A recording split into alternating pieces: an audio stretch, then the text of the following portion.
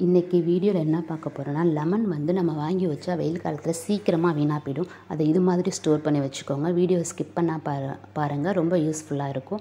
லெமனை வந்து இது போல் கட் பண்ணி வச்சுக்கோங்க. லெமன் சாறை வந்து தனியாக எடுத்து வச்சுக்கோங்க. சீட்ஸ்லாம் தனியாக தூக்கி போட்டுருங்க. முந்தைய வீடியோவில் நான் என்ன பண்ணேன், சர்க்கரை பாகு வந்து ஒரு வீடியோ போட்டிருக்கேன், அதை வேணால் செக் பண்ணி பார்த்துக்கோங்க.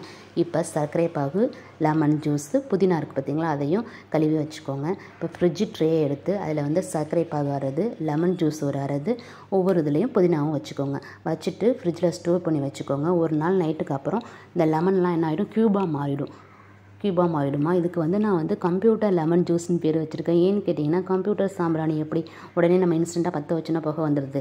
முன்னாடியெல்லாம் அப்படி கிடையாது, நெருப்பு உருவாக்கி அப்படி பண்ணுவாங்க. அதனால இதுக்கு கம்ப்யூட்டர் லெமன் ஜூஸ்னு பேர் வச்சுருக்கேன்.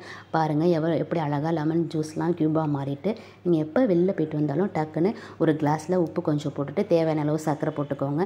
இந்த சர்க்கரை வந்து பத்தாது, அதனால் தேவையான அளவு போட்டுட்டு 2 க்யூப் இந்த லெமன் ஜூஸை வந்து போட்டுக்கோங்க. போட்டுட்டு நல்லா கலக்கி விட்டிங்கன்னா லெமன் ஜூஸ் ரெடி ஆகிடும். வெளில போய்ட்டு வந்து அலுப்பு பார்க்காம டக்குன்னு உடனே நம்ம இன்ஸ்டண்ட்டாக லெமன் ஜூஸ் குடிச்சிடலாம். இந்த வீடியோ உங்களுக்கு பிடிச்சிருந்தால் லைக் பண்ணுங்கள், ஷேர் பண்ணுங்கள், மறக்காமல் சப்ஸ்கிரைப் பண்ணுங்கள். இது போல் வீடியோ என்னோடய சேனலில் நிறையா இருக்குது, பாருங்கள். தேங்க்யூ.